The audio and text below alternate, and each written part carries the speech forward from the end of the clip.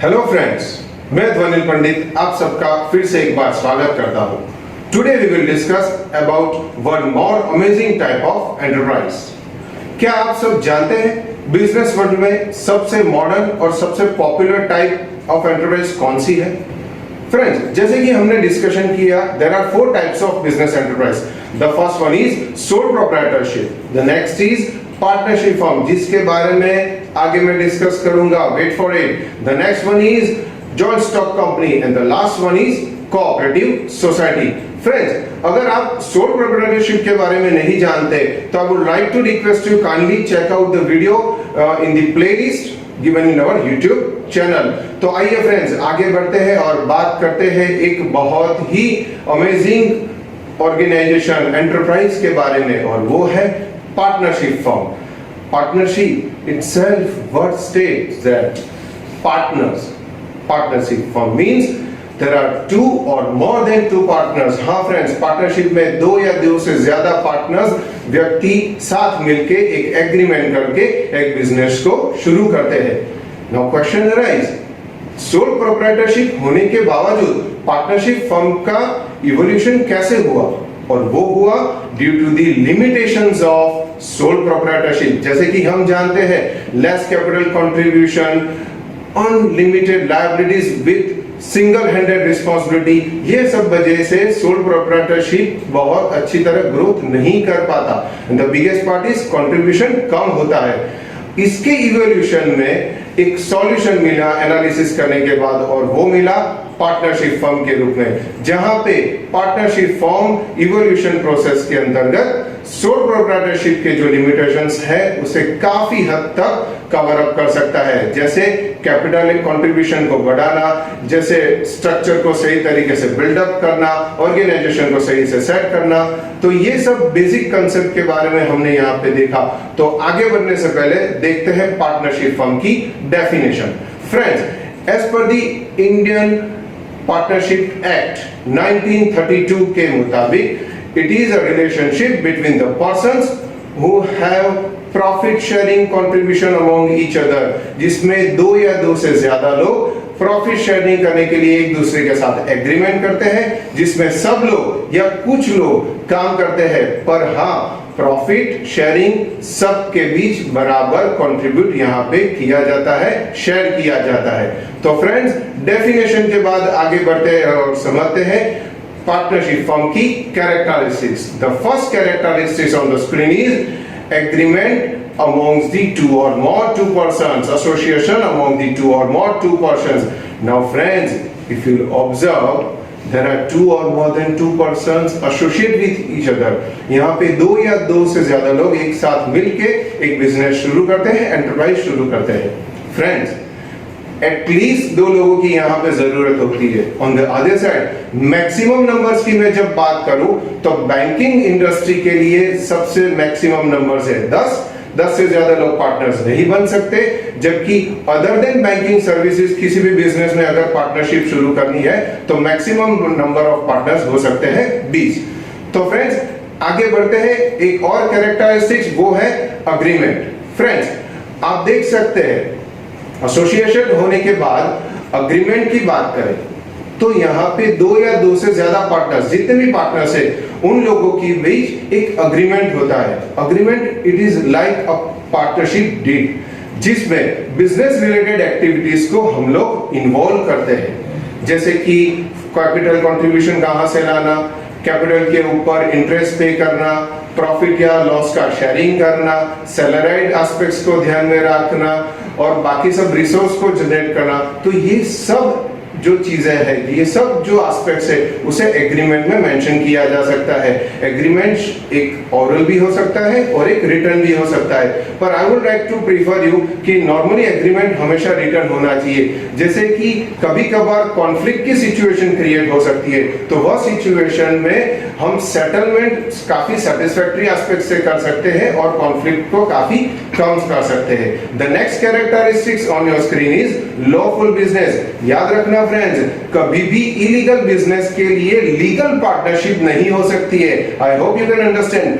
फिर से बोल रहा हूं, इलीगल बिजनेस के लिए लीगल पार्टनरशिप कभी भी नहीं हो सकती है। तो पार्टनरशिप की हर एक एक्टिविटी लॉफुल बिजनेस के अंतर्गत ही होनी चाहिए। The next part is profit sharing. Friends, जितने भी पार्टनर्स हैं वो partners according to the agreement business में जो भी कुछ प्रॉफिट हो रहा है उसे शेयर करने वाले हैं, और हाँ, साथों साथ वो लॉस को भी शेयर करेंगे। तो यहाँ पे प्रॉफिट और लॉस दोनों पार्टनर्स के बीच बराबर से शेयर होता है। वो डिपेंड करता है एग्रीमेंट के ऊपर। अगर एग्रीमेंट में ये चीज मेंशन नहीं की है तो एज पर दी पार्टनरशिप एक्ट प्रॉफिट और लॉस दोनों का शेयरिंग बराबर परसेंटेज में शेयर करना रहता है। आइए आगे बढ़ते हैं, और एक कैरेक्टरिस्टिक्स है म्यूचुअल एजेंसी। यहाँ पे पार्टनर्स दो तरह के ड्यूअल रोल में काम करते हैं, एक है प्रिंसिपल रोल और दूसरा है एजेंट का रोल। यहाँ पे हर एक पार्टनर अपनी एक्ट से, अपने काम से दूसरों के साथ, दूसरे पार्टनर के साथ और मार्केट के साथ जुड़ा हुआ है। तो म्यूचुअल अंडरस्टैंडिंग के साथ म्यूचुअल पार्टनरशिप में बहुत ही फेथफुली और बहुत ही प्रॉपर्ली काम करना जरूरी है। तो फ्रेंड्स, हमने डिस्कशन किया कैरेक्टरिस्टिक्स के बारे में, आगे बढ़ते हैं और बात करते हैं एडवांटेजेस के बारे में। The first one is simple formation. As you can see on your screen, simple formation of organisation, ज्यादा कुछ कॉम्प्लेक्सिटी नहीं है स्ट्रक्चर में। सिर्फ एग्रीमेंट साइन करने के बाद पार्टनर्स के बीच एक सिंपल फॉर्मेशन करके एक बिजनेस फॉर्म किया जा सकता है, बिजनेस शुरू किया जा सकता है। The next is large capital. Unlike sole proprietorship जिसमें कंट्रीब्यूशन की कमी रहती है क्योंकि एक ही सिंगल ओनर होता है, यहाँ पे एक से ज्यादा, दो या दो से ज्यादा ओनर होने की वजह से capital, large amount of capital भी इकट्ठा किया जा सकता है और बिजनेस का ग्रोथ किया जा सकता है। The next is division of labour and specialisation. जैसे कि हम सब जानते हैं सोल प्रोप्राइटरशिप में एक ही व्यक्ति है जो पूरे बिजनेस को संभाल रहा है, कुछ एग्जीक्यूटिव्स या एक्सपर्टाइज नहीं है। तो यहाँ हर एक पार्टनर की अपनी स्किल को ध्यान में रखते हुए वो स्पेशलाइज्ड आर्ट को, स्पेशलाइज्ड काम को हम डिवाइड कर सकते हैं और उसे प्रॉपर्ली मैनेज भी कर सकते हैं। The next advantage on your screen is business risk is divided. हाँ फ्रेंड्स, जैसे सोल प्रोप्राइटरशिप में एक ही व्यक्ति के ऊपर सब रिस्क है, अगर लॉस हुआ तो वो उसे ही बेयर करना है। यहाँ पे पार्टनरशिप में जितने भी पार्टनर्स हैं उनमें रिस्क डिवाइड हो जाता है, जिसकी बदौलत बिजनेस रिस्क रिड्यूस हो जाता है। ये बहुत ही इंपॉर्टेंट एडवांटेज है पार्टनरशिप फर्म का। The next is maturity and quickness of decision. जैसे हमने सोल प्रोप्राइटरशिप में बोला था, इमैच्योर या हैस्टी डिसीजंस कभी कभार सोल प्रोप्राइटर ले जा सकता है, पर in the case of partnership firm partners के साथ अमाउंट दी पार्टनरशिप डिस्कशन होने की बदौलत यहाँ पे मैच्योर डिसीजन लिए जा सकते हैं और क्विक डिसीजन भी हम ले सकते हैं। The next is business secrecy maintain. Partners हमेशा यहाँ पे एक दूसरे के साथ फेथफुल रहेंगे, एक दूसरे के ऊपर ट्रस्ट डेवलप करेंगे और उसकी वजह से बिजनेस की जो सीक्रेसी है, बिजनेस की जो एक बिजनेस ट्रेंड सीक्रेसी है, वो यहाँ पे कॉन्स्टेंटली मेंटेन हो सकती है। The one more great advantage is flexibility. Friends, companies में, प्राइवेट इंडस्ट्रीज में ये फ्लेक्सिबिलिटी नहीं मिलती। ये flexibility of operation in the business वो हमें सिर्फ पार्टनरशिप फर्म में ही मिलता है। तो जैसे कि आप समझ सकते हो, फ्लेक्सिबिलिटी एक बहुत ही इंपॉर्टेंट एस्पेक्ट है, एडवांटेज है बिजनेस के ग्रोथ के लिए। The one more aspect is dissolve is simple. Friend, अगर बिजनेस को टर्मिनेट करना है, अगर बिजनेस को बंद करना है, काफी आसानी से हम उसे कर सकते हैं और जब भी उसका ड्यूरेशन कंप्लीट होता है तो वो अपने आप बिजनेस एंटरप्राइज डिसॉल्व हो जाती है और ज्यादा से ज्यादा 14 दिन की 14 डेज के नोटिस पीरियड देने के बाद हम पूरे बिजनेस को टर्मिनेट कर सकते हैं। तो फ्रेंड्स, हमने डिस्कशन किया एडवांटेजेस के बारे में। आइए आगे बढ़े और देखते हैं disadvantages. And the first one is limited capital. Friends, हमने कहा कि दो से ज्यादा पार्टनर्स होने के बावजूद कैपिटल कंट्रीब्यूशन की लिमिटेशंस होती है। हाँ, मैं बात कर रहा हूं अब कंपनीज के रेफरेंस में, जहां कंपनीज पब्लिक पावर होल्डिंग्स को बोरो करके वहां से पब्लिक में से फंड लेके बिजनेस का ग्रोथ कर सकती है। ये चीज पार्टनरशिप फर्म में फिजिबल नहीं है, पॉसिबल नहीं है। एक और डिसएडवांटेज है अनलिमिटेड लायबिलिटीज। जैसे कि आप देख सकते हैं, अनलिमिटेड लायबिलिटीज में पार्टनर्स की प्राइवेट प्रॉपर्टी रिस्क पर रहती है। कभी कभार देखिए इनसफिशिएंट फंड जनरेट होता है, इनसफिशिएंट कैपिटल कंट्रीब्यूशन होता है, तो उसकी वजह से private property of partners will be at stake, उस पे ऊपर रिस्क रहता है। One more disadvantage is absence of good management. काफी कम ऑर्गेनाइजेशन साइज छोटी होने की वजह से स्पेशलाइज्ड लोगों की, प्रोफेशनल लोगों को हम यहाँ पे रिक्रूट नहीं कर सकते।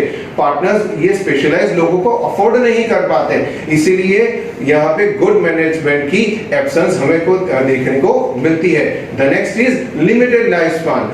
In the case of insolvency, in the case of insanity of the partners, in the case of death of the partners, यहाँ पे पार्टनर्स की इनअवेबिलिटी की वजह से ऑर्गेनाइजेशन का जो लाइफ स्पान है, वो एग्जिस्टेंस है, वो काफी छोटा होता है, कम होता है। जैसे हमने सोल प्रोप्राइटर में डिसएडवांटेज की बात की, यही चीज यहाँ पे भी रिपीट होती है। One more disadvantage is no direct relation and contact between the efforts and the returns और रिवॉर्ड्स। हाँ फ्रेंड्स, यहाँ पे एक पार्टनर कितने ही एफर्ट्स डाल दे, पर वो एफर्ट्स डिसॉल्व हो जाते हैं, क्योंकि आफ्टर ऑल सब प्रॉफिट अमॉन्ग्स दी पार्टनर एक ही तरह से शेयर होता है। तो यहाँ पे एफर्ट्स के सामने, जैसे सोल प्रोप्राइटरशिप में हमें एफर्ट्स के सामने रिवॉर्ड मिलता है, ऐसे पार्टनरशिप हमने एफर्ट्स के सामने चाहिए ऐसे जितने परसेंटेज रिवॉर्ड मिलने चाहिए ऐसे हमें नहीं मिलते। The one more disadvantage on your screen is mutual conflicts. कभी कभार मिसअंडरस्टैंडिंग क्रिएट होती है, then business convert into the endeavors of secrecy, business की secrecy maintain नहीं रहती, और उसकी बदौलत पार्टनर्स में कॉन्फ्लिक्ट क्रिएट हो जाता है और बिजनेस में लॉस होना शुरू होता है। तो वो एक बहुत ही बड़ा डिसएडवांटेज है। आइए आगे देखते हैं one more disadvantage. It is all about transfer of share and capital is quite difficult. अगर किसी पार्टनर को अपने शेयर को किसी और पर्सन के नाम पे ट्रांसफर करना है, तो यहाँ पे सभी पार्टनर्स की म्यूचुअल कंसेंट और अप्रूवल लेनी जरूरी है। फ्रेंड्स, कंपनीज में ऐसा जरूरी नहीं है। कंपनीज में आप शेयर्स को फ्रीली और इजीली दूसरों के नाम पे ट्रांसफर कर सकते हो, जबकि पार्टनरशिप फर्म में ये बहुत ही डिफिकल्ट है। And the last disadvantage is it is create a lack of public confidence. हाँ फ्रेंड्स, पब्लिक कॉन्फिडेंस काफी कम होता है। क्यों? क्योंकि यहाँ पे पार्टनर्स बिजनेस सीक्रेसी को बाहर ही नहीं आने देते, तो पब्लिक को, सोसाइटी को वो पार्टनरशिप फर्म पे कॉन्फ्लिक्ट क्रिएट होने की बदौलत कॉन्फिडेंस क्रिएट नहीं कर सकते। तो यहाँ पे आप सब देख रहे हो कि there are certain disadvantages of even partnership firm. तो आइए फ्रेंड्स आगे बढ़ते हैं और पार्टनरशिप फर्म को समराइज करते हैं। As you can see, it is own and managed by 2 और मोर देन 2 पर्सन। 2 या 2 से ज्यादा व्यक्ति इसे मैनेज करते हैं और उसकी मालिकी का हक रख सकते हैं। In such type of firms, it is a limitations of sole proprietorship can be resolved. यहाँ पे unlimited liabilities हमेशा रहती है, पर साथों साथ large capital हमें मिलता है। पर एक बात बहुत ही important है कि पार्टनरशिप फर्म में कैपिटल के साथों साथ लिमिटेड एग्जिस्टेंस ऑफ बिजनेस बरकरार रहता है, जो कंपनीज में नहीं रहता, जिसकी बदौलत लॉन्ग टर्म प्रोजेक्ट में पार्टनरशिप फर्म काम नहीं कर सकती। तो फ्रेंड्स, हमने यहाँ आज से डिस्कशन किया पार्टनरशिप फर्म के कैरेक्टरिस्टिक्स, एडवांटेजेस और डिसएडवांटेजेस के बारे में। और अब फ्रेंड्स, आपके स्क्रीन पर आप देख सकते हो पार्टनरशिप फर्म से जुड़े हुए क्वेश्चंस को। And to attempt the questions you can kindly check out the link given in the description. तो फ्रेंड्स, जुड़े रहिए, मिलते हैं बहुत ही जल्दी अगले वीडियो के साथ। तब तक के लिए keep learning and thank you very much.